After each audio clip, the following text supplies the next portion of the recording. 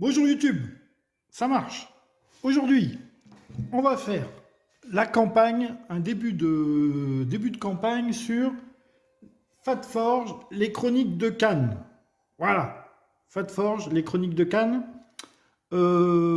Pourquoi? Eh ben pourquoi pas? Parce que j'aime les dungeon crawlers, j'aime les jeux d'aventure sur le thème de l'heroic fantasy et j'ai été fortement inspiré par la chaîne YouTube de Friedrich, je ne sais plus comment, et de Célocel et d'autres youtubeurs qui ont déjà fait des vidéos sur ce jeu.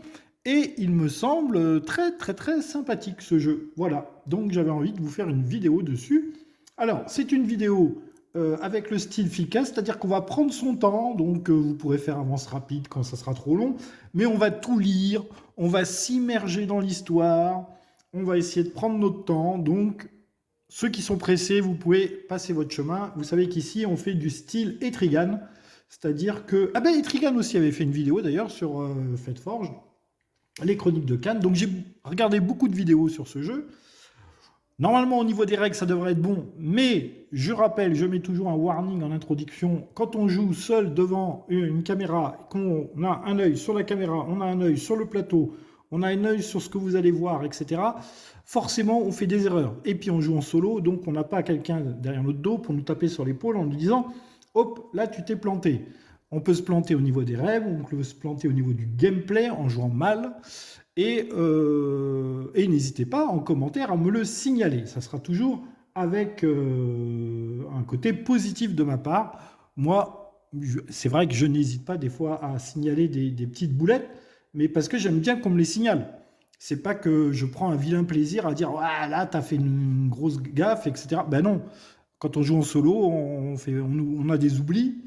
En plus, sur ce style de jeu, on va jouer plusieurs personnages. Donc, qui dit plusieurs personnages dit que normalement, vous gérez un seul personnage et vous pouvez discuter avec les autres joueurs autour de la table des tactiques, de ce qu'il faut faire, de ce qu'il ne faut pas oublier, etc. Quand on est solo, ben, on se démerde tout seul. Voilà, on se démerde tout seul et puis on fait aussi bien qu'on peut. Donc, les Chroniques de Cannes, c'est quoi? C'est un jeu très immersif qui se sert d'une application qui est ici. Voilà, une application que j'ai mise sur une petite tablette. J'espère qu'au niveau des batteries, que ce soit la vidéo et de la tablette, ça tiendra le coup. Normalement, ça devrait être bon, mais on ne sait jamais. On va essayer de faire la campagne. Alors, je ne sais pas si j'arriverai à la faire en entier ou pas. On verra. Est-ce que c'est rejouable ou pas? Oui, ça a l'air rejouable parce qu'on fait pas mal de choix. Donc, il y a beaucoup de combats. Hein. C'est le principe du dungeon crawler. Hein. Vous faites pas mal de combats. J'ai choisi de jouer avec 3 personnages. Et oui, il y en a qui jouent avec... le solo, normalement, c'est avec 2 personnages. Il y en a qui arrivent à manier 4 personnages. Moi, j'ai peur de faire des boulettes ou d'oublier beaucoup de trucs avec 4 personnages. Alors j'ai coupé la poire en deux. J'ai vu des vidéos avec 4 personnages. J'ai vu des vidéos avec 2 personnages. Et moi, je me suis dit, bah, je vais jouer avec 3 personnages. Voilà. Comme ça, si je veux rejouer ensuite, j'aurai à nouveau 3 personnages. Parce que Fatforge a sorti une extension. Donc, dans la boîte de base, vous en avez 5. Donc, moi, là, j'en prends 3. Donc, il m'en reste 2 que je n'aurais pas joué. Et dans l'extension, vous avez aussi l'Enchantress, que je ne jouerai pas, donc. Et ça me permettra de peut-être de refaire la campagne avec 3 autres personnages. Vous voyez? Donc, pourquoi pas? Voilà. C'est des personnages qui vont évoluer. Donc, ça, c'est l'intérêt du dungeon crawler. Ils ont des capacités, ils ont des compétences, ils ont des caractéristiques. Donc, tout ça, c'est fort sympathique. Il y a des dés, et on aime lancer des dés. Donc, il y a tout ce que j'aime. Il y a tous les ingrédients de ce que j'aime dans un dungeon crawler. Et par exemple, moi, je suis actuellement la campagne de Célocel, qui est très très bon à suivre, très très très agréable à suivre. Je prends beaucoup de plaisir à voir ces vidéos. C'est posé, c'est calme, c'est tranquille, ça joue bien, voilà. Et Friedrich aussi, qui a bien décortiqué le jeu, qui a fait toute la campagne, etc. Donc là, j'en suis au tout début chez lui. À la lecture des règles, notamment, j'ai fait, et puis la première mission, le tuto combat, qu'on va essayer de faire ici dans cette première vidéo. Alors, vous avez vu que je vous ai mis une grande carte ici. On va lire l'introduction, on va lire le petit passage sur les personnages aussi, pour essayer de s'imprégner des personnages. Nous avons Léowyn, le garde Sylvestre, nous avons Vashra, la mercenaire, et nous avons et nous avons Akbad, la voleuse. Donc, j'ai choisi ces 3 personnages-là, ils sont là. Toc, toc, toc, toc, toc, on fait un petit déplacement de caméra. Voilà, ils sont là, vous les avez là. Le garde sylvestre, le mercenaire, la voleuse, avec leurs dés. Donc, chaque personnage utilise des dés bien à lui. Les dés ont des thèmes. Vous avez la force, le déplacement, l'agilité. Donc, chaque couleur de dés va représenter un peu les forces de votre personnage. La mercenaire, elle a plus de dés rouges parce que c'est la force. Voilà. La voleuse, elle a plus de dés jaunes parce que c'est la vitesse. Notamment, je crois, de mémoire, comme ça. Enfin, je sais plus. Mais bon, chaque couleur correspond à une caractéristique bien déterminée. Voilà. On va commencer tout de suite pour vous mettre dans l'ambiance. Ah oui, alors les cubes que vous avez là, mais je détaillerai tout ça, hein, les compétences des personnages, etc. On y reviendra. Et les cubes, c'est pour marquer les points de vie et les points de puissance. Les points de puissance qui seront utiles pour bouger quand on n'aura pas de mouvement avec nos dés, etc. Ils peuvent nous servir à faire des relances aussi, etc. Enfin bon, vous verrez au niveau des règles, on fera ça au fur et à mesure. Je ne vais pas vous perdre dans tout un tas de règles. Ça ne sert à rien. Donc on va commencer tout de suite. C'est un jeu à application. Je sais qu'il y a un grand débat avec les applications. Moi, une application, ça ne me gêne absolument pas. Alors voilà, il y a un grand débat. Faut-il jouer solo ou faire des jeux sur PC parce que c'est... Mais ça n'a rien à voir en fait.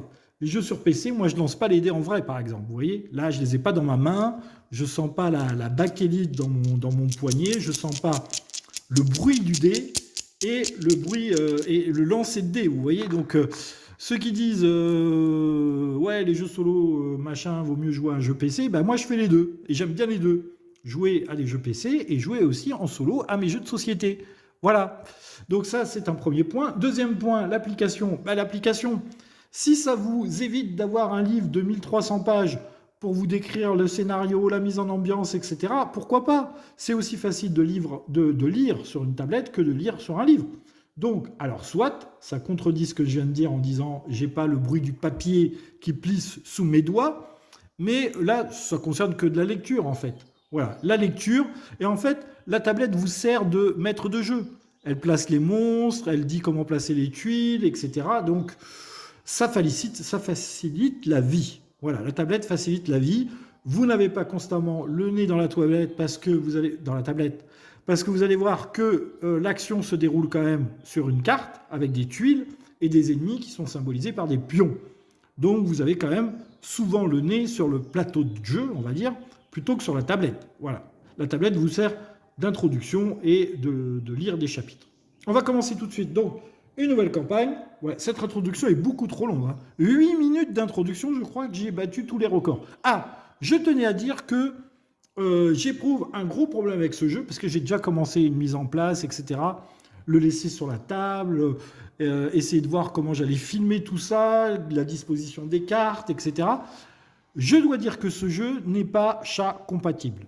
Oui, ce jeu n'est absolument pas chat compatible. Il a plein de petits jetons comme ça que les chats trouvent très rigolos de jouer avec. Donc, attention, je préviens tout de suite tout le monde, ce jeu n'est pas chat compatible. Et d'ailleurs, je remarque que les youtubeurs qui jouent à ce jeu ont tous des chats aussi. Donc, nous sommes de la même famille. Voilà. Ça, c'était en guise d'introduction, en guise de friandise. Ce n'est pas un jeu chat compatible. Faites bien attention. Rangez votre jeu ou alors essayez de ruser avec votre chat en ne lui laissant pas l'accès à ces petites pièces, voilà, qu'il trouve très rigolo pour jouer avec.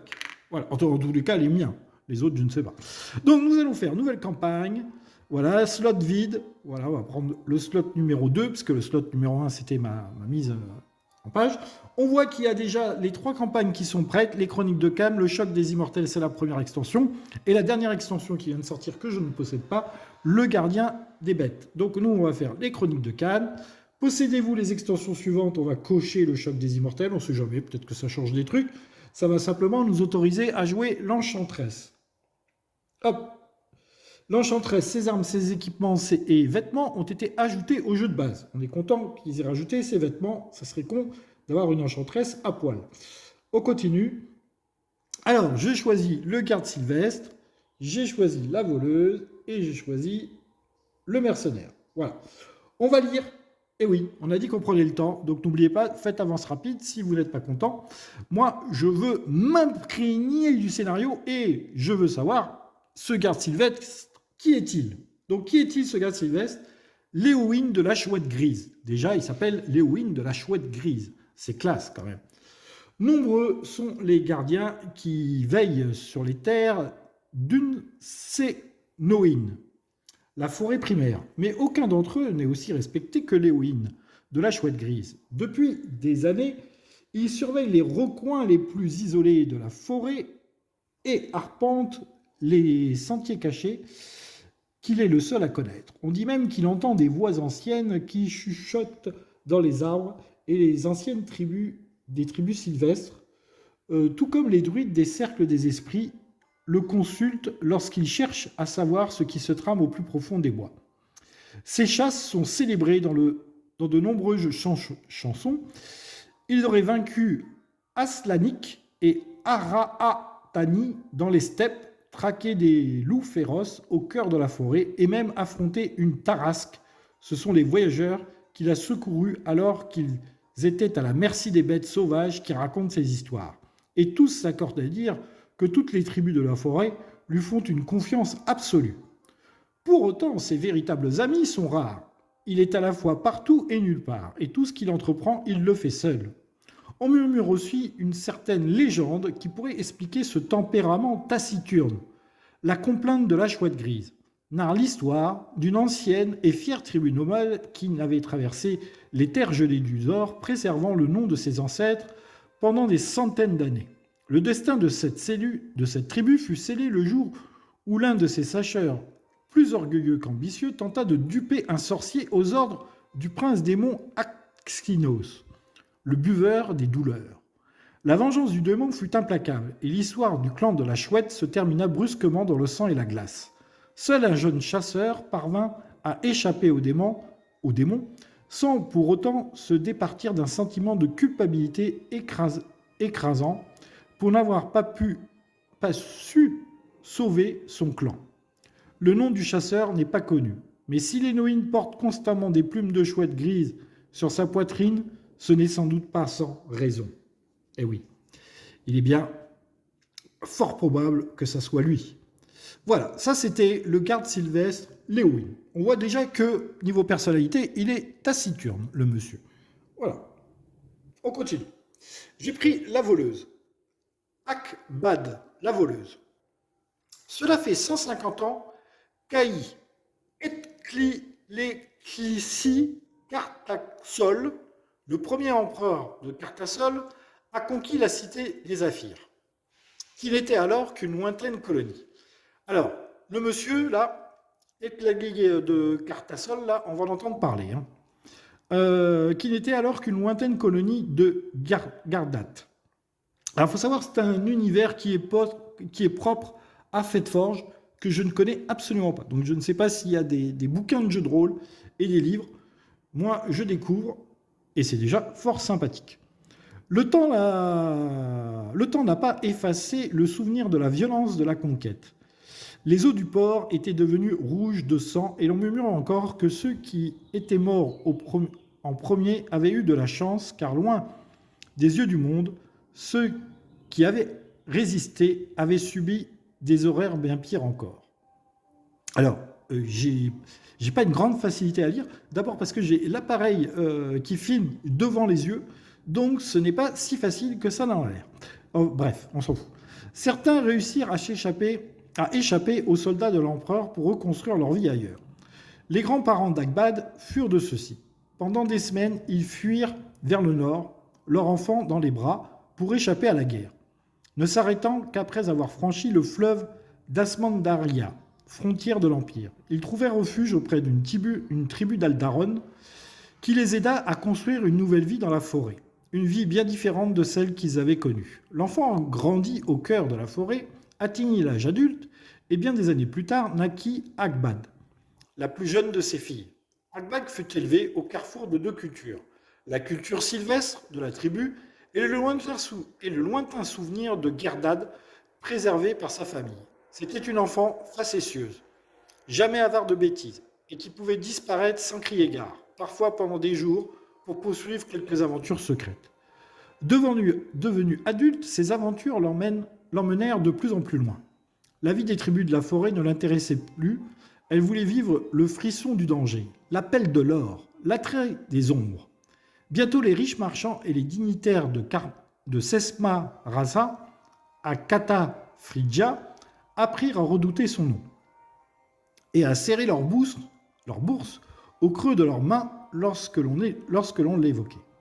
Cependant, Akbad revenait régulièrement dans la forêt auprès de la tribu qu'il avait élevée et de la famille qu'elle avait construite. Après tout, c'était là son seul foyer, et là que son cœur ne cesserait de revenir malgré les appels de plus en plus fréquents de sa vie d'aventurière. Et nous avons Akbad, la facétieuse. Elle est très sympathique. Voilà. Ensuite, nous avons la mercenaire. Nous avons Vashra, la paria. Le cœur de la vieille Canne, loin au sud, est une steppe infinie, un vaste océan d'herbes sèches, où s'élèvent, çà et là, les kurgons, monticules de terre qui abritent les tombeaux des clans nomades qui considèrent la steppe comme leur pays. Dès son plus jeune âge, Varsha passait des heures à regarder le ciel et l'horizon de ces terres, accompagnant son clan au cours de ses voyages. Saison après saison, elle était déjà une guerrière d'exception. Elle rêvait à l'avenir d'héroïne qui l'attendait, avec tout son cortège de victoires et d'honneur. Lorsqu'elle fut en âge de prouver sa valeur, elle accomplit le rituel coutumier des nomades. Elle partit seule pendant 1 an, loin de sa tribu, parcourant le monde pour se créer un nom. Elle revint chargée de trophées et de légendes, impatiente de rejoindre les rangs des guerriers de sa tribu et de partir au combat avec eux. Hélas, à son retour, elle ne trouva que des cendres. Les tentes du clan, qui n'avaient pas été renversées, étaient noires de charbon. Sa famille, ses amis et tous les membres du clan avaient été massacrés et leurs corps mutilés avaient été laissés à la merci des charognards. Il n'y avait pas de traces de combat. Tout laissait à penser qu'un clan rival s'était abattu par surprise sur le campement nomade au milieu de la nuit et n'avait laissé aucun survivant. Du moins aucun qui n'ait laissé de traces. Abattu, Varsha se mit à errer dans les terres de Cannes. Sa colère et sa soif de vengeance l'amenèrent naturellement à devenir mercenaire, un art dans lequel elle montra une efficacité redoutable. Sans attache, sans famille, elle ne restait jamais longtemps au même endroit.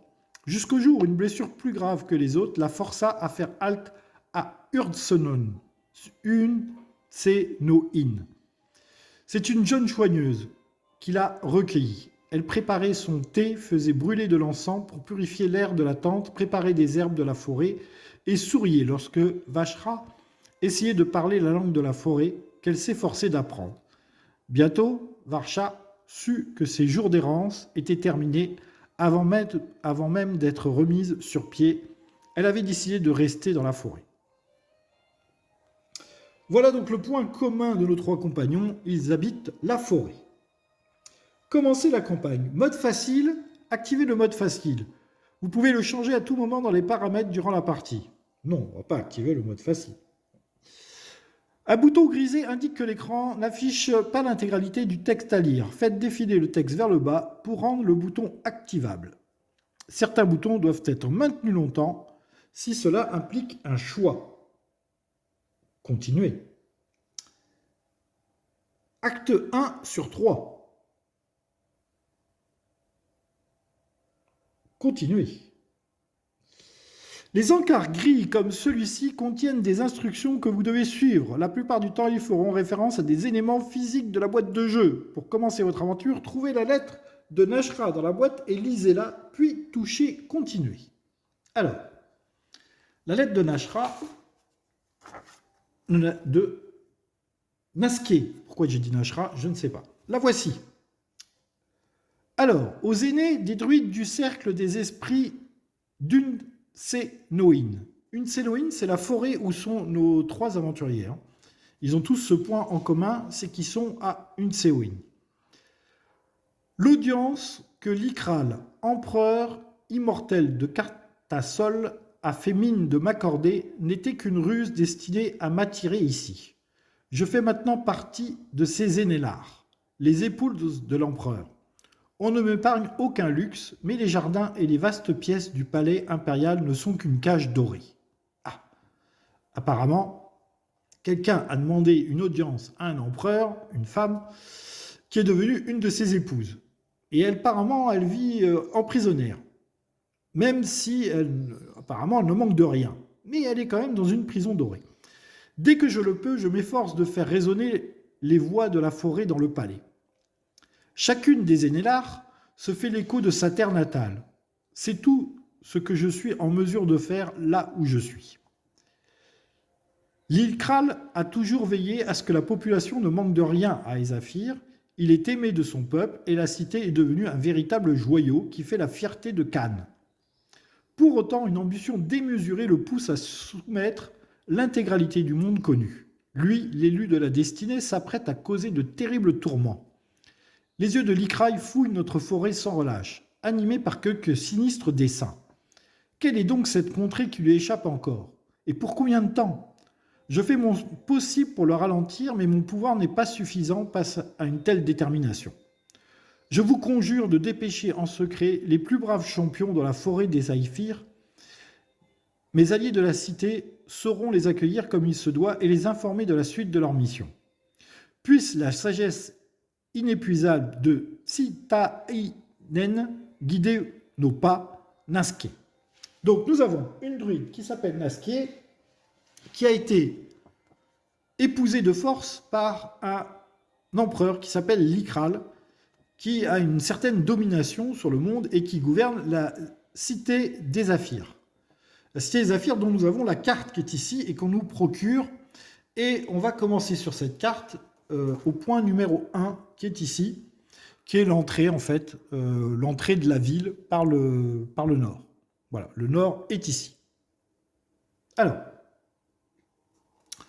on va continuer. De nos jours, toutes les routes de Cannes mènent à Zaphir. La capitale de l'empire de Cartassol. Des marchands de centaines de pays y affluent chargés de trésors et des aventuriers viennent tenter leur chance dans cette ville qui s'enrichit et se glorifie de jour en jour. La générosité et l'ambition de Ilkral, son empereur mystérieux, est immortelle et semble sans limite. Votre chemin depuis la forêt primaire a été semé d'embûches, mais alors que vous approchez enfin de la ville, un frisson d'excitation vous parcourt l'échine. Aïzafir est tout de même impressionnante. Placez la carte d'Aïzafir et la légende de la carte sur la table devant vous. Au fur et à mesure de la scène d'histoire, vous retirerez des autocollants de la légende de la carte pour y révéler des lieux importants que vous aurez découverts. Alors oui, on a ici une espèce de planche d'autocollants dont j'ai déjà enlevé le numéro 1, c'est-à-dire l'endroit où on se trouve, qui s'appelle Caravansérail de Saint de Maébab. C'est l'entrée de la ville. Voilà, c'est ce coin qui est ici. Les mots désespérés de Nasqué tournent en boucle dans votre tête. À la forêt primaire, rares sont les druides aussi appréciés qu'elle. Il y a quelques mois, Nasqué s'est rendu à Ésaphir à la demande de l'Ilkral, au cours de l'année passée. Les troupes de l'Ilkral se sont aventurés loin dans la forêt, et ces agents ont exercé leur influence sur les tribus de votre terre natale. Nasqué a accepté l'invitation de l'Ilkral et a rejoint la ville pour comprendre ses intentions. Et oui, qu'est-ce que foutent tes soldats dans notre forêt? Pourquoi on voit de plus en plus de monde? Ça, c'est moi qui brode de temps en temps, hein, n'ayez pas peur. Elle a pu voir par elle-même la prospérité et la sécurité dont jouissent les sujets de l'Empire d'Ilkral, mais également l'ambition démesurée de son empereur et la soumission du peuple. Donc il est curieux, cet empereur. Il veille sur son peuple et son monde est riche et fortuné, mais il y a quand même des trucs un peu louches. On va essayer d'en apprendre un peu plus. Comme indiqué dans sa lettre, l'invitation de Ilklan n'était qu'une ruse. Nasqué est désormais sa prisonnière, et les pires craintes des anciens à propos des intentions d'Ilkral semblent se réaliser. Vous devez absolument sauver Nasqué afin que la forêt sache ce qu'elle a appris des plans d'Ilkral. Tout à fait. Bien que les voyageurs empruntent diverses routes pour rejoindre la capitale, ils se retrouvent tous ici au grand caravansérail de Saint-Maébab.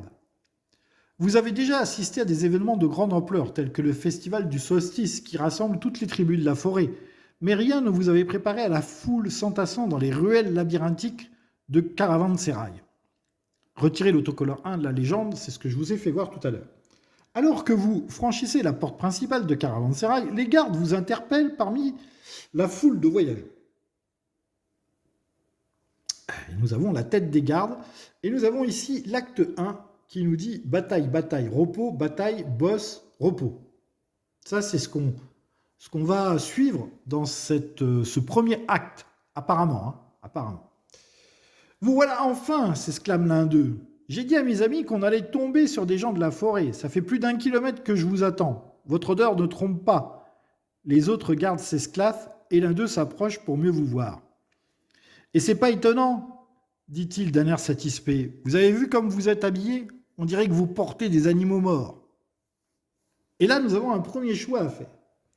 Vous défendre ou baisser la tête et poursuivre votre route. Écoutez, on va faire dans la discrétion et pas dans la provocation. On va baisser la tête. Allez, on va baisser la tête et poursuivre notre aventure. Baissez la tête et poursuivre. Vous décidez qu'il est préférable de laisser courir et ne pas faire de scène. Alors que vous poursuivez votre chemin, la tête baissée, les gardes s'esclavent de plus en plus fort. Vous ne vous arrêtez pas et laissez leur rire derrière vous. Vous arrivez à une grande place remplie de voyageurs circulant dans tous les sens et soulevant des nuages de poussière derrière eux. Sous les colonnades qui entourent la place, vous remarquez des écuries, des cavernes, des auberges et des boutiques, tout ce qu'un voyageur épuisé pourrait avoir besoin pour se remettre d'un voyage étincelant. Vous n'êtes même pas encore dans la ville proprement dite, et pourtant vous avez déjà l'impression que ce dédale allumé pourrait vous engloutir tout entier. Personne ne semble vous remarquer, à part un chat qui se tient au milieu d'une rue étroite et vous fixe de façon étonnante. Vous n'êtes que des étrangers ici, mais vous connaissez personne à Ésaphir, et vous vous apprêtez à rejoindre l'une des auberges de la place lorsqu'une jeune fille s'avance vers vous. Elle tient un énorme bouquet de fleurs et arbore d'autres fleurs dans ses cheveux. Elle s'arrête devant vous et vous tend une unique rose. Vous remarquez un symbole tatoué sur son poignet, un cercle de points. Vous êtes les héros de la forêt ? J'ai un message pour vous. Voulez-vous confirmer que vous êtes les héros de la forêt ou dire que vous ne voyez pas de quoi elle parle ? Bon, déjà, quelqu'un qui vient nous accoster pour nous demander si on est les héros de la forêt, c'est qu'elle a l'air d'en connaître un petit peu. C'est pas écrit sur notre front qu'on est les héros de la forêt, mais elle a remarqué qu'on venait de la forêt. C'est les gardes d'ailleurs qui ont dû l'alerter à ce sujet, puisqu'ils nous ont dit qu'ils nous avaient suivis. Donc, on va dire que... on va confirmer.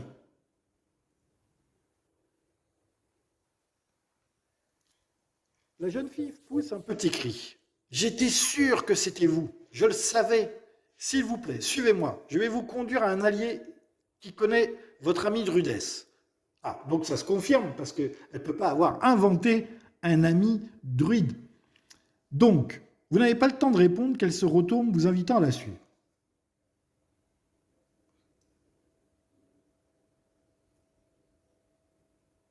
Vous invitant à la suivre.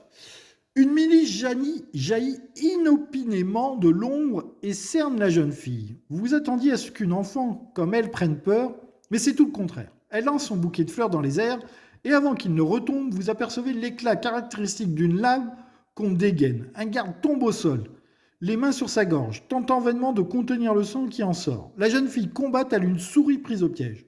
Un autre éclat et un deuxième garde tombe. Le chef vous remarque, vous montre du doigt et crie « Ils sont avec elle, attrapez-les !» Des membres de la milice se ruent sur vous tandis que leur chef souffle 2 fois dans un corps de guerre pour appeler des renforts. Ah. Les encarts marrons, comme celui-ci, vous donnent un résumé de la scène de combat que vous allez jouer, ainsi qu'un aperçu des objectifs que vous devez remplir pour l'emporter. Vous vous retrouverez mêlé dans une altercation avec la milice, triompher de l'officier de la milice qui vous bloque le chemin afin d'éviter toute arrestation. Et bien voilà notre premier combat. Certains ennemis disposent de capacités spéciales. Celles-ci sont rappelées sur leur carte. Alors moi, je suis bien évidemment enclin à oublier tout cela. Tous les tirs assignés à cette zone doivent cibler en priorité un combattant de première ligne. Donc, les conscrits, ils ont première ligne. Les gardes, ils ont blocage. Les héros de cette zone ne peuvent pas la quitter volontairement. Et le meneur, lors des tours ennemis, rapprocher de une zone le sbire rouge le plus proche qui ne se trouve pas déjà dans cette zone. Voilà, donc on me demande de sortir les cartes. Les cartes sont sorties, elles sont ici.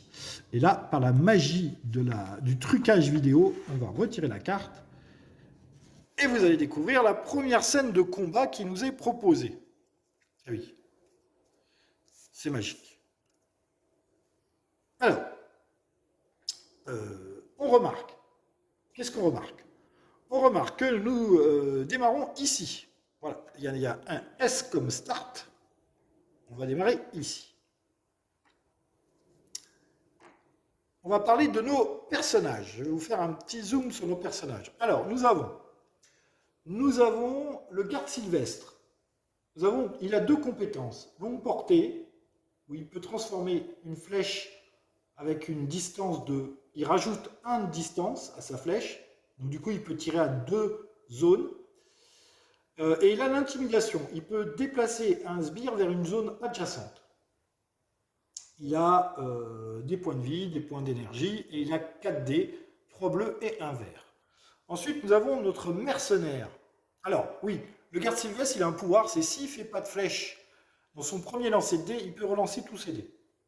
Ensuite, nous avons le mercenaire. Le mercenaire, il a posture défensive pour gagner une protection, ou alors il a charge pour se déplacer et taper. Et il a aussi rempart, s'il ne sprint pas, il pourra avoir un point d'armure. Et enfin, nous avons la voleuse qui est de base furtif. Elle a un jeton furtif. Et ce jeton furtif nous permet de... les sbires qui veulent nous tirer dessus avec un arc, ils ne peuvent pas nous cibler parce qu'on est furtif. Voilà. Et à la diversion, si je sacrifie mon jeton furtif et un autre dé, n'importe quel résultat sauf un échec, je peux étourdir un sbire dans ma zone. Voilà, ça c'est les compétences de la voleur, les compétences du mercenaire, les compétences du garde Sylvestre. Sur la carte, nous avons... Alors ça va servir à faire l'ordre du tour. Vous allez voir, je vais vous expliquer, on va le déterminer. Nous sommes ici et nous devons sortir ici. Voilà, la sortie est gardée par le meneur. Ici, nous avons une gemme à récupérer. Nous avons un garde, un conscrit, un chien. Ici, nous avons un archer. Et là, nous avons 2 gardes. Le chien a 1 point de vie, les archers ont 2 points de vie et tous les autres monstres ont 2 points de vie. Il faut savoir que ça change en fonction du nombre de personnages que vous allez jouer. On va avancer. Alors, ici, on va faire suivant. Là, il nous met de la mise en page. Le petit truc très intéressant, c'est que bien entendu, vous pouvez zoomer, vous pouvez revenir en arrière, vous pouvez... Objectif suivant s'affiche d'une scène de combat et les règles spéciales. Vous devez réussir tous les objectifs pour gagner. Assurez-vous que tous les joueurs ont bien compris les objectifs, puis cliquez sur suivant pour effectuer la mise en place du combat. Triompher de l'officier et de la milice qui défend la sortie A. Quittez la scène par la sortie A. Donc ici. Accomplissez tous les objectifs principaux pour réussir. Règle spéciale, cette scène de combat est une introduction pour vous permettre de vous familiariser avec le système de combat. Assurez-vous d'avoir lu les règles des scènes de combat avant de continuer. Ensuite, suivez les instructions affichées par l'application pour préparer le plateau.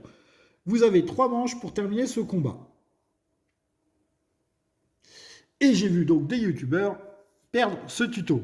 Il n'est pas si facile que ça. Surtout en normal. Parce que rappelez-vous, on avait un truc facile. N'oubliez pas, on avait un truc facile et un truc normal. Là, on joue en normal. Et je vois que tous les ennemis ont 2 points de vie. Et avec 4 personnages, c'est plus facile quand même de tuer des gens qui ont 2 points de vie qu'avec 3 personnages. Enfin bref, c'est pas grave. Ce combat uniquement, vous pouvez réinitialiser votre force et votre puissance de vos héros à la fin du combat. Si vous ne parvenez pas à accomplir les objectifs de combat, l'application vous ramènera au point pour recommencer. Surveillez le compte tour en haut de l'écran pour ne pas perdre par manque de temps.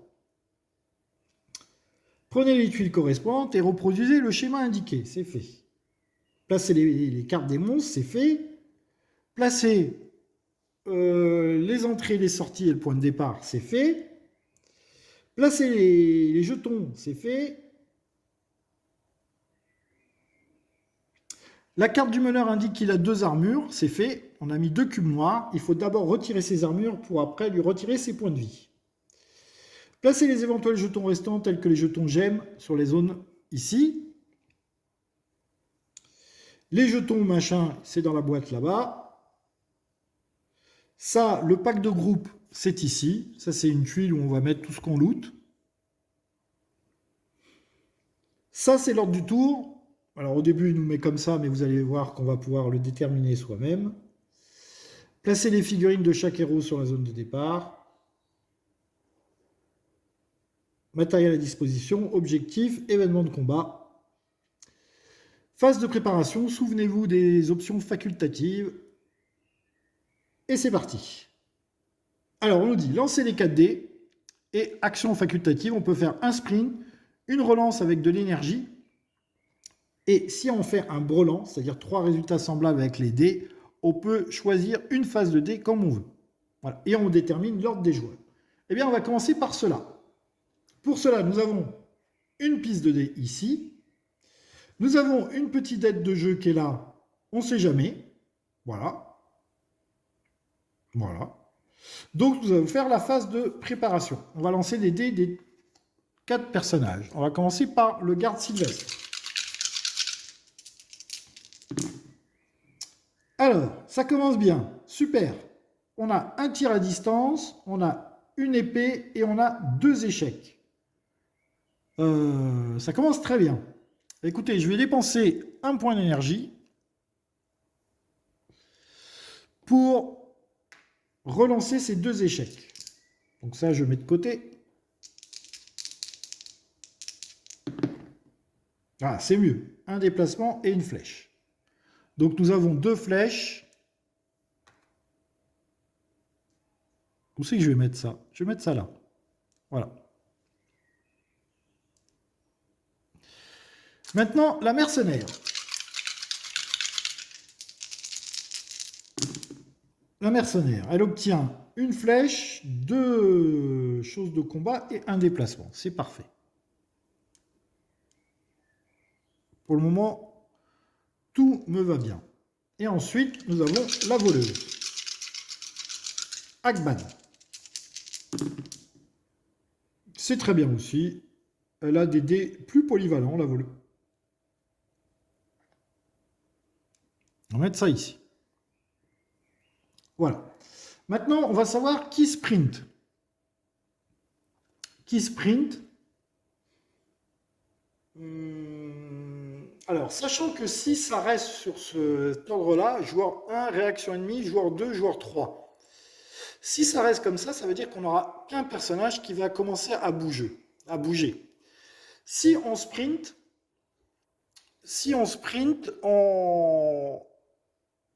exemple, notre mercenaire, si elle sprint, elle ne va pas avoir son rempart.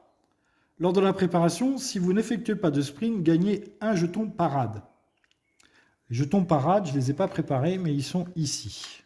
Je vais en mettre quelques-uns là, accessibles. Donc, ça serait bien qu'elle ne sprint pas.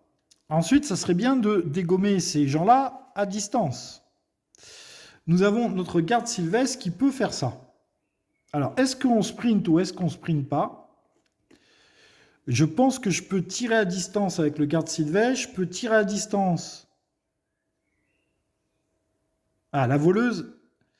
La voleuse, par contre, elle n'a que des contacts. Si elle va là, elle ne pourra pas se faire cibler par lui. La voleuse pourrait sprinter éventuellement. Et pourrait jouer en premier. Après, elle va se prendre un coup. Mais bon, on réinitialise tous nos points de dégâts, donc je vais partir du principe que ce n'est pas trop gênant. Après, lui, il va sprinter aussi. Parce qu'il a 2 flèches, il pourra tuer l'archer. Et elle finira un des gardes. Ouais, je vais faire ça. Je vais faire 2 sprints, je vais faire jouer la voleuse en premier. Ensuite, je vais faire jouer lui. Et ensuite, je ferai jouer l'archer en dernier.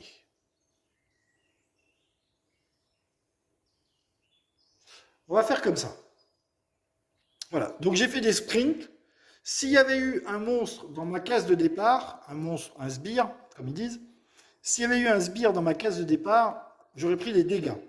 Là, il n'y a pas de sbire dans ma case de départ, donc tout va bien. On va faire la phase d'action. Brelan, oui, Brelan, j'aurais pu relancer. J'ai pas de Brelan. Brelan, il faut que ce soit vraiment 3 faces exactement semblables. Hein. Donc, j'ai pas.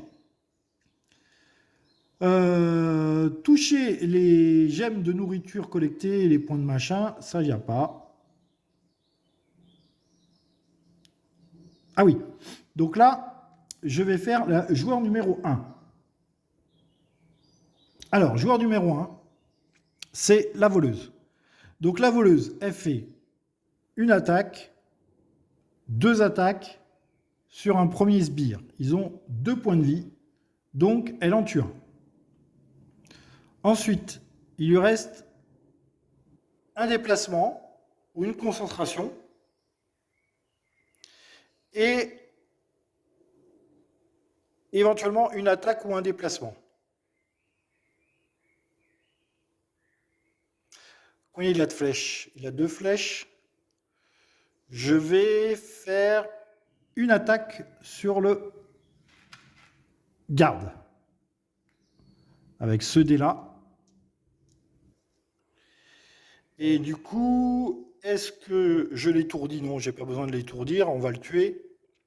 Et du coup, est-ce que je me déplace? Ouais, allez, je me déplace.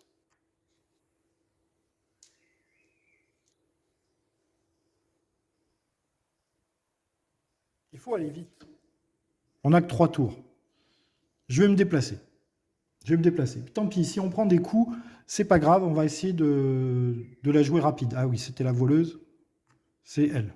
Voilà. Nous avons fait notre voleuse. Maintenant, c'est la réaction des ennemis.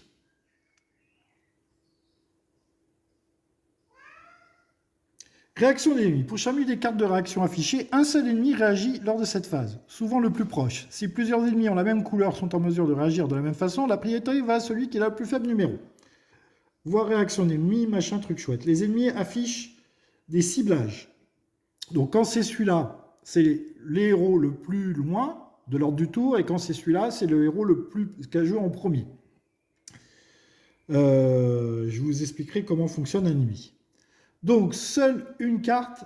Alors, là, je fais un petit clin d'œil à Célocel, si elle m'écoute. C'est seulement une seule carte. Hein. Ce n'est pas tous les ennemis archers et tous les ennemis bloqueurs. Bon, là, en l'occurrence, il n'y en a qu'un de chaque. Mais s'il y en avait plusieurs, c'était une seule carte. Hein. Si vous avez vaincu tous les ennemis d'un type donné, vous scratchez, machin, etc. Alors, l'archer, il nous dit, est-ce qu'à une zone, je peux tirer? Oui, il est là. À une zone, il peut tirer sur l'archer. Donc il tire sur l'archer et il lui fait 1 de dégâts. Je pensais que ce serait le loup qui bougerait. Comme quoi ça change. Ce n'est absolument pas le loup. Ensuite, nous avons le garde qui est ici. Ah, pas mis la bonne forme. Le garde, il dit, est-ce qu'à dans la même zone que moi, je peux taper? Non, on ne peut pas taper, il n'y a personne. Est-ce que l'ennemi qui est le premier sur la ligne de départ, est-ce que je peux l'atteindre en bougeant de 1? Oui, il peut, puisque c'est le voleur. Donc, il bouge vers le voleur.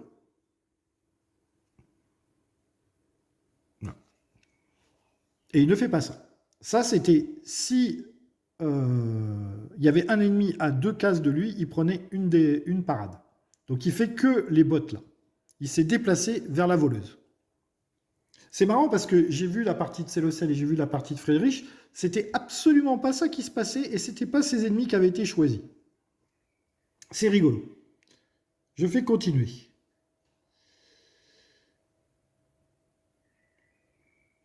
Alors, joueur numéro 2 et joueur numéro 3. Alors, joueur numéro 2. Joueur numéro 2, c'est ma mercenaire. Ma mercenaire, elle va utiliser une botte pour se déplacer. Voilà. Elle est là. Elle va foutre un coup d'épée à ce garde qui est mouru. Voilà. Lui, il est mort. Ensuite, elle va tirer sur l'archer.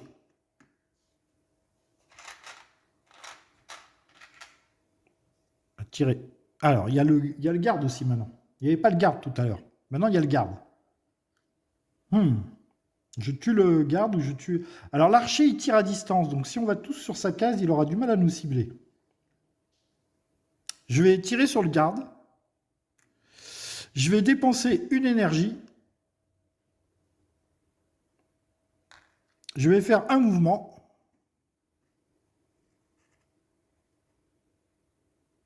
Sur le garde, j'ai dit. Et donc j'ai tiré sur le garde. J'ai fait un mouvement. Et avec ma dernière attaque, je vais tuer le garde.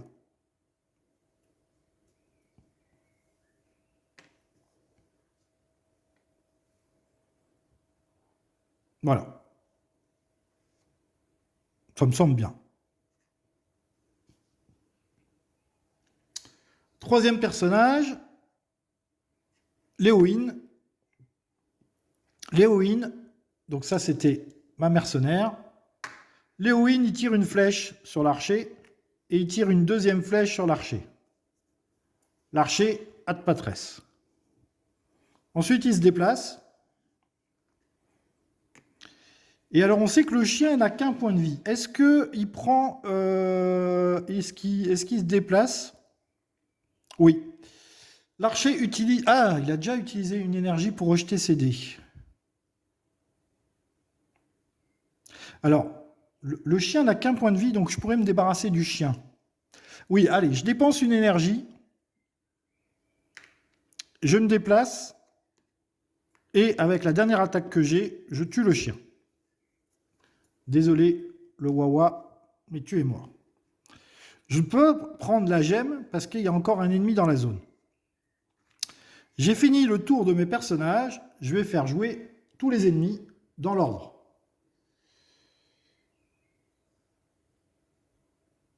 Alors, activez tous les ennemis. Chacun accomplit une action de sa carte selon la séquence indiquée.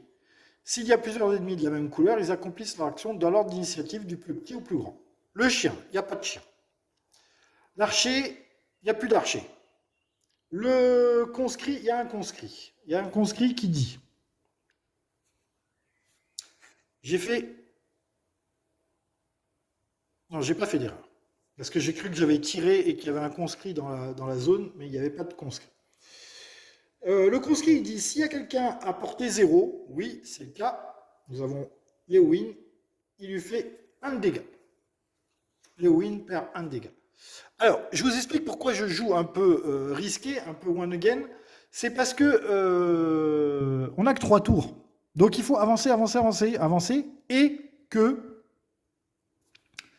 je me doute que là, je vous ai dit que j'avais vu des personnes, des youtubeurs, et je me doute que la personne qui a sonné du corps pour alerter les gens de la milice, ils vont avoir des renforts, les bougres. Donc, plus je tue d'ennemis le plus rapidement possible, moins j'en aurai à gérer par la suite. Le garde Sylvestre a fini de jouer. Les ennemis, nous avons le leader qui est là. Le leader, il dit quoi? Le leader, déjà, il est meneur. Alors, lors des tours des ennemis rapprochés de une zone, le sbire rouge le plus proche qui ne se retrouve pas dans sa zone. Donc, hop, il rapproche. Ensuite, il fait 1 dégât, 2 dégâts à l'ennemi le plus en avant à une portée de 0. Il n'y a pas d'héros dans sa zone, donc il ne se passe rien. Voilà. Et j'ai fini le tour des ennemis. J'ai fini cette première manche. Phase d'entretien. Retirez tous les jetons parade que vous avez utilisés. Alors normalement, ma mercenaire, elle avait une parade, puisqu'elle n'avait pas sprinté. J'ai oublié de lui donner, mais donc du coup je le retire. Retirer les cubes étourdis des ennemis. Je n'ai pas étourdi d'ennemis avec ma voleuse. Retirer les cubes de dégâts rouges des ennemis qui n'ont pas été vaincus. Et oui, les ennemis, il faut les tuer en un coup, sinon ils régénèrent. Leur point de vie, pas leur armure. Et donc, fin de la manche. Phase d'entretien, n'oubliez pas de retirer tous les dégâts. Fin de la manche 1. Lors de cette manche, l'agencement de la scène de combat va changer. Un écran va afficher un nouveau plateau. Ajoutez les tuiles et les jetons ennemis comme indiqué. Ah mince. Alors, nous avons... Alors, ça par contre, je n'avais pas préparé. A11, A6, A8 et A11, A6, A8. A11, A6, A8. A11, c'est une espèce de... Alors, A10, A11, A11, A6, A8. Alors, nous avons un carré ici, tchoc, un couloir ici,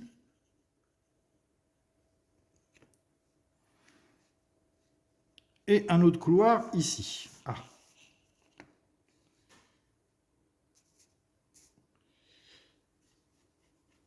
Voilà, donc ça change un peu. Ici, nous avons un archer et un conscrit.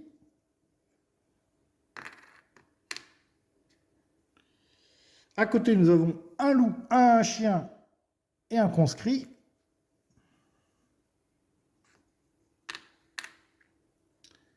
Et en A8, nous avons un archer.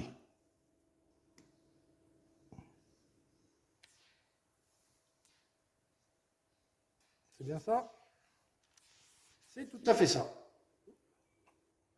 Ah bah du coup, ça change un peu. Ça change un peu. Continuez. Alors, cette fois-ci, les ennemis agiront ici.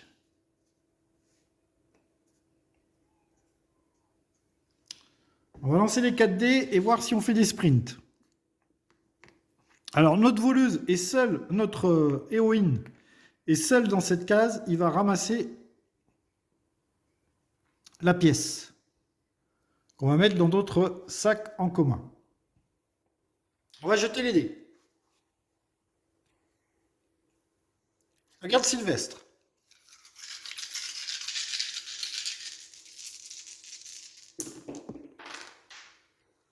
Alors, il fait 2 flèches, un corps à corps et un mouvement concentration. C'est bien, c'est parfait. Parfait. Parfait, parfait, parfait. Je vais voir si je le fais jouer ici ou pas. Ça, c'était notre héroïne. Ensuite, notre mercenaire. On est manche 2, hein. Il nous restera un tour après. Hein. Alors, elle a un échec et elle a 2 attaques au corps à corps. Écoutez, on va garder ça. C'est pas top, mais on ne peut pas toujours avoir ce qu'on veut. On va garder ça pour notre mercenaire et notre voleuse.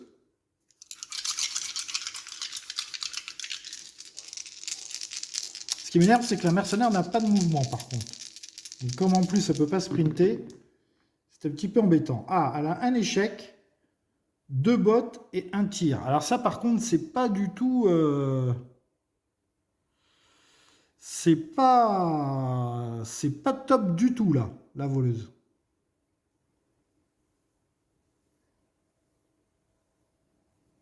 C'est pas top du tout, la voleuse. Du coup, on va la faire jouer en dernier. On va faire jouer héroïne en premier. La voleuse, on va la faire jouer vraiment en dernier.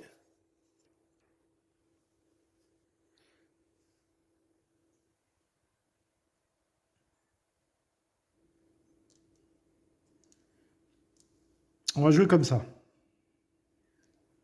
Alors ça sera héroïne, notre mercenaire, les monstres, la voleuse et les monstres.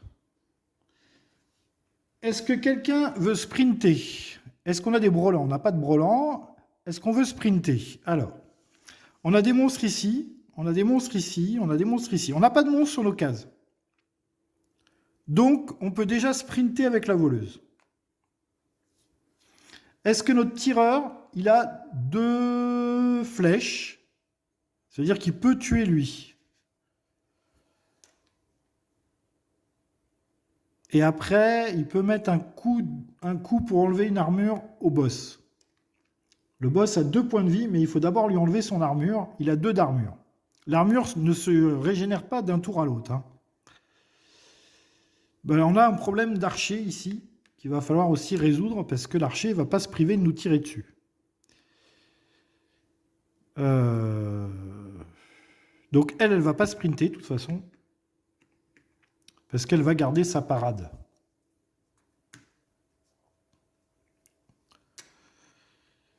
Elle va garder sa parade. Bon, on va essayer de jouer comme ça. C'est moins glorieux que le premier tour. Hein. Nettement moins glorieux que le premier tour. Là, on va un peu plus souffrir, là, je pense. Hein. Surtout qu'il faudrait aller dans cette case pour essayer de se faire le boss, quand même. Parce que le but, c'est de tuer le boss, de libérer la sortie et de s'enfuir. Si ensuite, on peut faire une ligne droite entre la sortie et nos personnages, on pourra fuir. On n'est pas obligé de tuer tous les monstres. Pas du tout, même. Si on est dans cette case-là, qu'il n'y a plus d'ennemis, on peut fuir. Parce que eux, ils essayent de nous arrêter. Le but n'est pas de tuer tous les ennemis, surtout qu'il n'y avait qu'une gemme à looter, on l'a looté. Donc, il faut aller là. Il n'y a pas à dire, il faut aller là. Donc, on va faire ce qu'on peut. Allez, on est prêt. Phase d'action. Alors, joueur 1.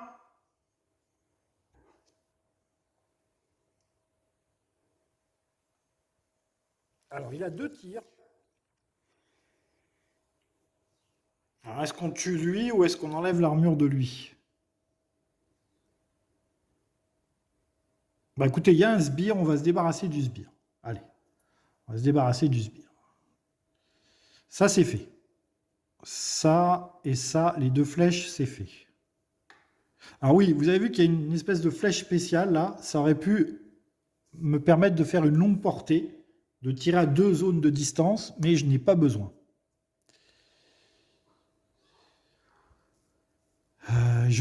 J'aurais pu faire une intimidation si j'avais bougé. Ouais, vous voyez, il y a des choix tactiques, hein, parce que si j'avais bougé, j'aurais pu intimider le sbire, le conscrit, et le mettre dans cette zone.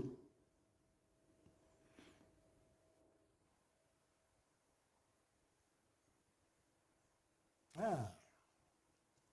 Mais du coup,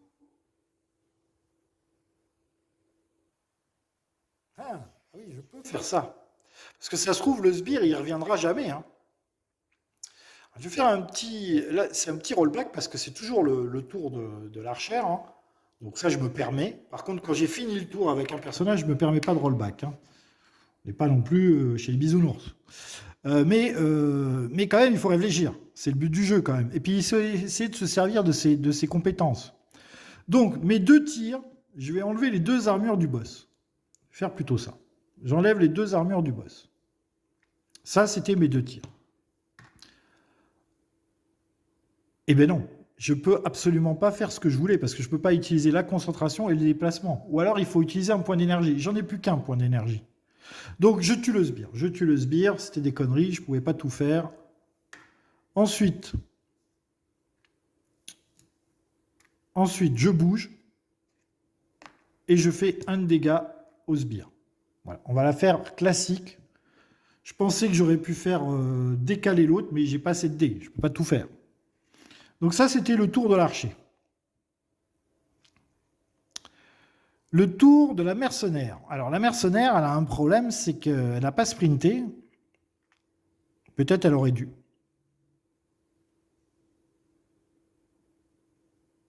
Ah oui. Ah oui, la mercenaire n'a pas sprinté. C'est une connerie. C'est une connerie, c'est une grande connerie de ne pas avoir sprinté.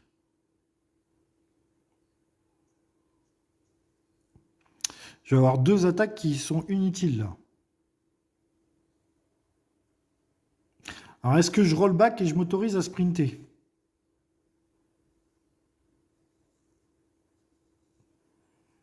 Ah, je vais m'autoriser à sprinter parce que... Quoique non, non, non, non. Non, c'est ma jouée, tant pis, c'est ma jouée, j'avais qu'à sprinter. J'ai pas sprinté, donc avec une énergie, je me déplace.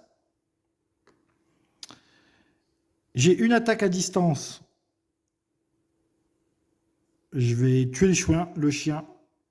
C'est jamais. Ça peut être embêtant, ce chien. Puis il a qu'un point de vie.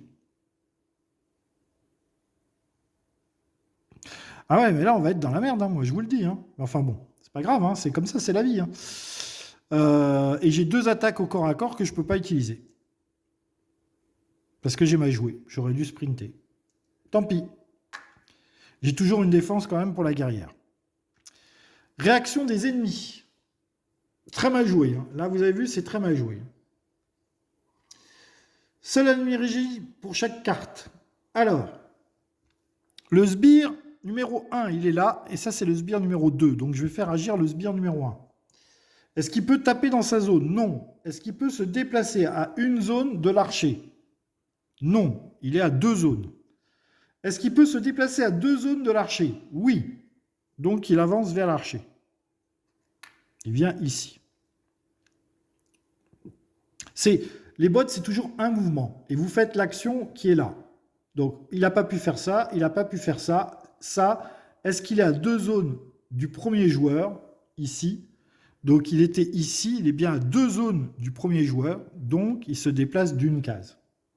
Ça, c'était l'action de l'archer.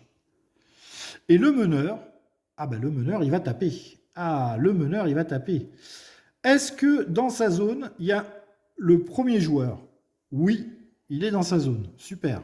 Bien joué, Philippe. Bravo. Et il lui fait 1 de dégâts de base, plus 1. Il lui fait 2 de dégâts. Ouf. Mon garde Sylvestre a perdu 4 points de vie et 2 points d'énergie depuis le début. Je ne sais pas si vous voyez bien là-bas.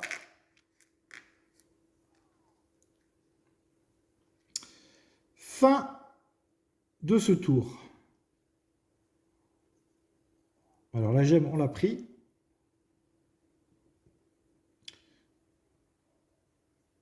Avant les tours, on va faire le tour des ennemis, mais avant le tour des ennemis, je vais faire la voleuse. Il y a la voleuse quand même, là, ici. Alors la voleuse, elle a que 1. Elle tire sur la dernière armure du boss. Ensuite, elle a 2 cases pour se déplacer. Elle va se déplacer de 1 et elle va venir ici. Voilà. Écoutez, on en est là.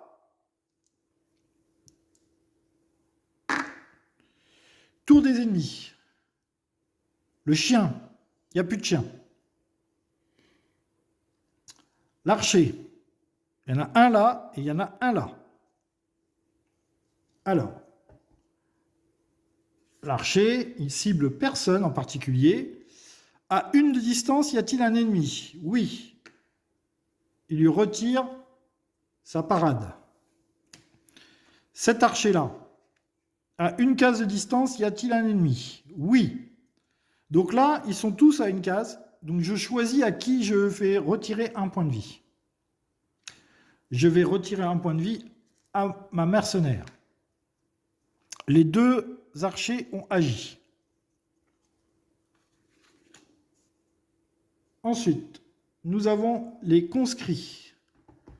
Les conscrits, ils tapent dans leur zone. Donc lui, il peut taper sur la mercenaire, elle repère 1 point de vie. Elle a perdu 2 points de vie. Lui, il tape dans sa zone, il n'y a personne dans sa zone. J'ai oublié un truc. Le meneur, tout à l'heure, il a joué, il a oublié d'attirer un ennemi dans sa zone. Donc du coup, ce n'est pas la mercenaire qui va perdre 1 point de vie, mais c'est la voleuse. Hein, rappelez-vous, le mercenaire, tout à l'heure, il a joué là, dans la réaction des ennemis. Il a tapé, il a fait 2 de dégâts à Éowyn, et il attire un conscrit dans sa case.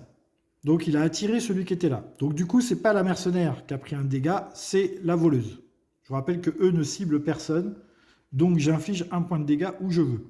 Éowyn a déjà pris 4 points de dégâts, la voleuse n'avait pas pris de point de dégâts, donc c'est la voleuse qui prend un point de dégâts. Voilà, et on a fait cette phase-là. Dernier tour, donc là il faut à tout prix qu'on libère cette sortie, il faut qu'on fasse 4 de dégâts. Si on fait 4 de dégâts, ça devrait être bon. Remettez tout jeton parade inutilisé, retirez étourdi, retirez les cubes de dégâts rouges des ennemis, fin de la manche. Continuez. Lancez les dés. Et nous aurons des réactions ennemies en 2. On aura un personnage qui jouera, les ennemis, joueur numéro 2, joueur numéro 3. Donc, c'est ici. Je changerai l'ordre si j'ai envie de changer l'ordre. On va jeter les dés. Et on va faire notre dernier tour. Le garde sylvestre, Éowyn. Il fait 3 flèches, 4 flèches. Il fait 4 flèches. Fantastique. Ouais, 4 flèches, génial. 4 flèches, super. Il peut tuer, il peut dégommer personne. Fantastique. Bon, on va ruser avec lui. On va ruser, on va lui faire un déplacement avec son dernier point d'énergie. Il lui reste plus qu'un point d'énergie en plus, hein.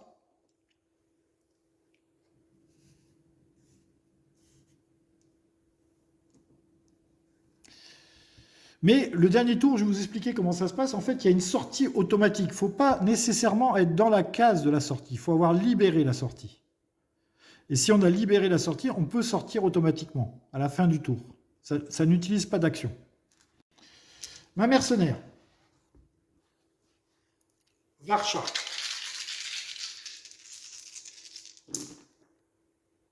Alors, une concentration. Elle n'en a pas besoin. 2 attaques. Donc ça, c'est bien, elle va pouvoir tuer le boss. Et ma concentration, elle prendra une parade. Elle prendra une parade. Ouais, elle prendra une parade. Ma voleuse. Ma voleuse. Ah oui. À chaque fois, je range. Mais pas besoin de ranger. Ça serait bien qu'elle nous fasse au moins 2 dégâts, la voleuse. Il n'y a pas de dégâts. Ah là là là là là là. Il n'y a pas de dégâts.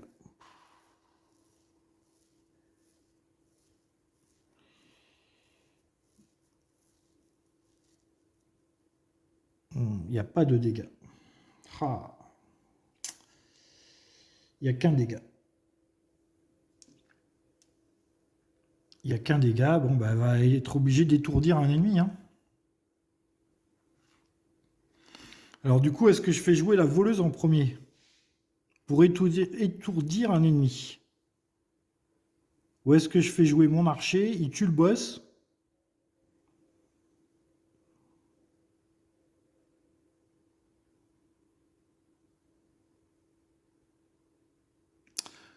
Faire mon archer, il tue le boss, il tue l'archer, il tue le sbire. Comme ça, il n'y a plus personne dans la sortie.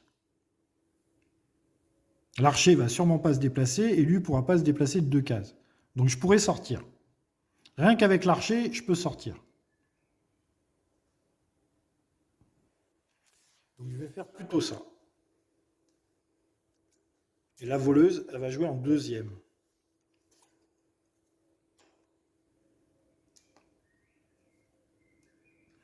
Je ne sais pas pourquoi elle va jouer en deuxième. Je vais étourdir peut-être cet archer.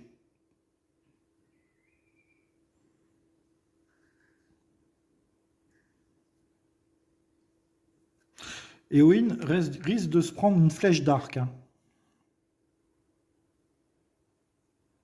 Bon, on verra. On verra. C'est vrai qu'il faut bien réfléchir quand même, hein, parce que là, ok, avec l'archer, je tue ça et je tue ça.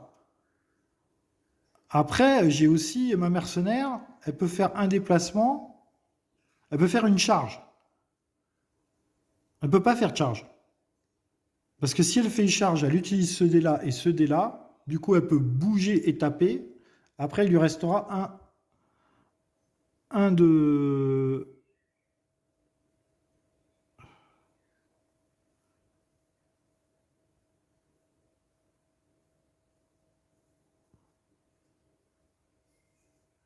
Très problématique, ça. Hein. Très, très problématique.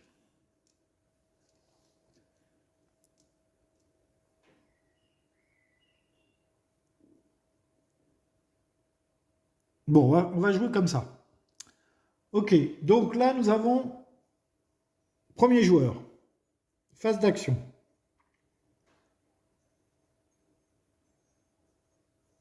Alors, phase d'action, premier joueur.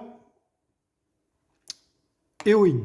Il utilise son dernier point d'énergie. Donc là, il n'a plus d'énergie. Hein. Il recule. Ou il se met dans la case de l'archer. Non, il se met dans la case de l'archer. Et il tire 2 flèches sur le boss. Et 2 flèches sur le conscrit. Il tue les deux. Voilà. Il y a déjà moins de monstres qui vont jouer. Et je me mets dans la case de l'archer. Comme ça, l'archer ne pourra pas me tirer dessus. Réaction des monstres. J'ai bien fait. Alors, l'archer qui est là, est-ce qu'il peut tirer à une case de distance? Oui, il peut tirer sur la voleuse ou sur le mercenaire. La voleuse, elle est toujours discrète, donc il ne peut pas la cibler. Donc il tire sur le mercenaire. Le mercenaire qui n'avait pas sprinté, donc il avait gagné un point de parade qu'il perd immédiatement. Ça, c'était le tour de l'archer qui était là. Le boss, il est mort.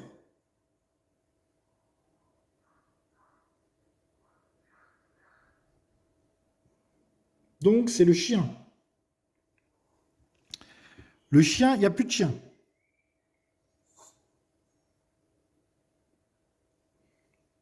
Donc c'est les conscrits. Les conscrits. Est-ce qu'il peut taper dans sa zone? Non. Est-ce qu'il peut toucher le premier personnage en se déplaçant de 1? Oui. Il se déplace de 1 et il tape sur l'archer. Il lui fait 1 de dégâts. Il ne reste plus que 2 points de vie à mon garde sylvestre. Hein. J'ai pris beaucoup trop de risques. Si c'était un scénario normal, je vous rappelle qu'à la fin de ce scénario, on regarde tous ses points de vie et toutes ses énergies. Mais si je continue de jouer comme ça pour les scénarios d'après, c'est la mort assurée. Hein, parce que j'ai perdu beaucoup trop de points de vie avec mon garde sylvestre. Hein. Il avait perdu 5 en tout. Bon, 1 pour la mercenaire et 1 pour la voleuse, ça c'est bien. Mais mon garde sylvestre a perdu beaucoup de points de vie. Hein. Et lui, il va avoir des problèmes pour sortir. Il va prendre 2 points de vie. Ah! J'ai perdu. Non, peut-être pas. Continuons. Alors, joueur numéro 2. Alors là, j'ai un problème.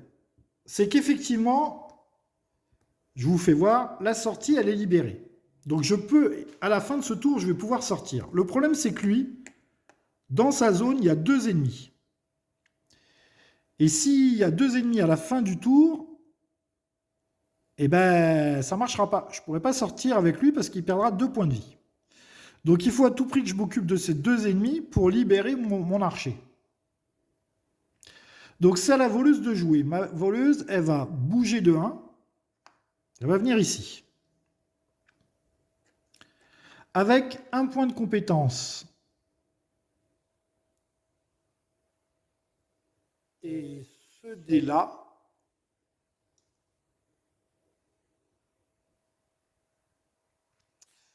elle va... Attendez. Parce que là, j'ai 2 dégâts. Ouais, non, je suis obligé d'étourdir. Je suis obligé d'étourdir. Donc elle va utiliser cette compétence. Elle est discrète, donc elle utilise son jeton de discrétion. Et n'importe quel dé, sauf un échec, donc oui, c'est mon jeton de discrétion et ce dé-là font que j'étourdis. Je vais étourdir l'archer. Voilà, j'étourdis l'archer.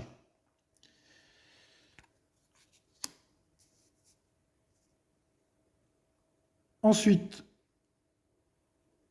elle fait 1 de dégâts au sbire.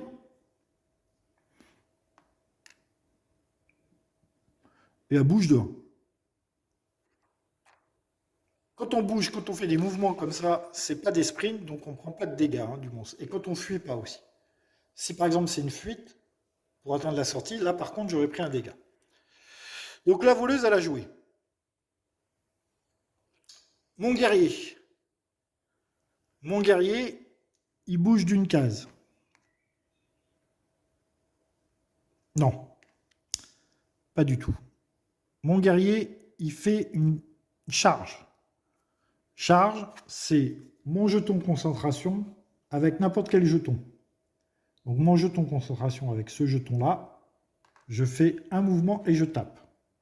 Donc je fais un mouvement et je tape sur le conscrit.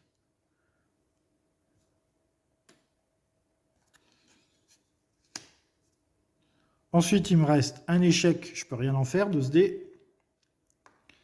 Et il me reste un de dégâts. Bon, je peux faire éventuellement un de dégâts à l'archer, mais ça ne servira à rien. Tour des ennemis.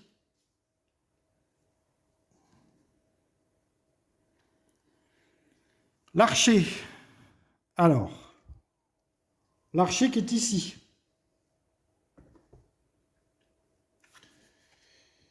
À une zone, il tire une flèche, il n'y a personne. Le sbire, il n'y a plus de sbire. Le défenseur, il n'y a plus de défenseur. Et l'autre archer est étourdi. Donc,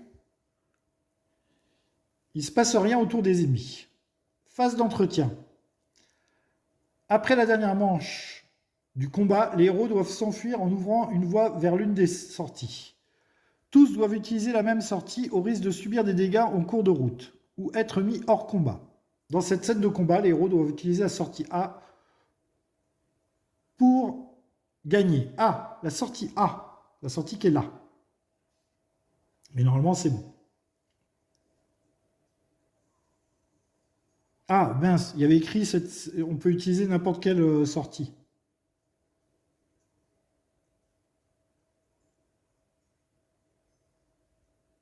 Mince.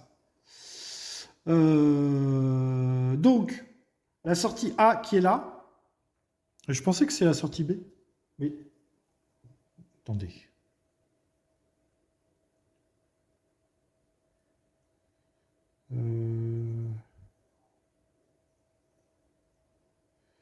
Quitter la scène par la sortie A. Alors, j'ai dû me tromper. Ça devait être là. Et ça devait être là. Parce que c'est ça la sortie qu'on doit emprunter. Je vais vérifier quand même. Sortie A. C'était où le...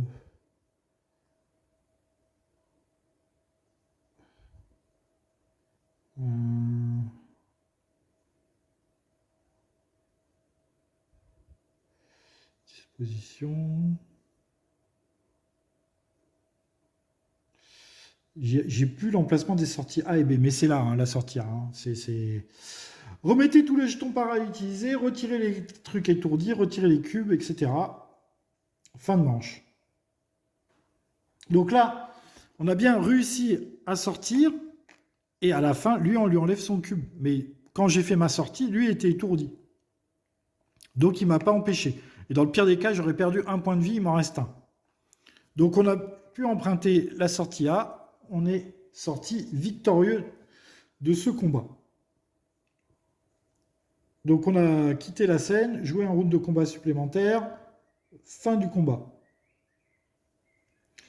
Triompher de l'officier qui défend la sortie A, oui. Quitter la scène par la sortie A, oui. Comme il s'agit du tutoriel, si vous n'arrivez pas à accomplir le jeu, vous fera recommencer. Confirmer les objectifs. Souvent, après chaque combat, vous résolvez une étape de récupération et d'initiation. Notez les points de vie de vos héros. Comme cette scène de combat est un tutoriel, les héros gagnent l'intégralité de leur cœur et de leur puissance. Héros, toucher les portraits des héros, récupération, toucher les gemmes de nourriture, machin. Donc on regagne tous nos points de vie et toute notre puissance, puisque c'était le combat tuto. Vous avez accompli vos objectifs, valeur des gemmes obtenues, 1 pièce d'or. Quittez le combat. Voilà. Vous rejoignez les colonnades de la place et vous mettez la foule en espérant avoir semé les gardes qui vous suivaient. Vous vous retrouvez dans une rue animée, bordée de boutiques, vous vous arrêtez pour réfléchir à la suite. Qui que ce soit, cette fille n'est visiblement pas du côté de l'Empire et elle est la seule moyen de contacter Nasky. Il y a toutefois un léger problème, vous ne savez pas où les gardes l'ont emmené. Prenez la carte histoire numéro 1 de la boîte verrouillée et ajoutez-la à votre paquet histoire. On va s'arrêter là pour ce premier scénario. Donc, je pense que c'est même pas le premier combat. Hein, parce que vous voyez, cette case-là, elle n'est même pas cochée. Donc, je pense que c'est même pas le premier combat. C'était vraiment le combat tuto où on échappe à la milice et nous, on veut rattraper la fille avec la fleur. Voilà, donc on se retrouve très prochainement pour la prochaine vidéo. Je vous dis à très bientôt et je vous souhaite une très bonne journée. N'oubliez pas de commenter, de laisser des pouces vers le haut et de partager la vidéo même, si vous avez envie. Faites ce que vous voulez. Et on se retrouve très bientôt pour pour la suite de nos aventures avec Fête Forge, les chroniques de Cannes. Voilà, j'espère que ça vous a plu. En tous les cas, moi, je trouve ça excellent. Voilà. C'est le combat tuto, hein, ça va bien évidemment se compliquer par la suite. Vous verrez, ça va pas être si facile que ça à chaque fois. À très bientôt. Bye bye, bonne journée à tous. Et amusez-vous bien, jouez à vos jeux. Salut!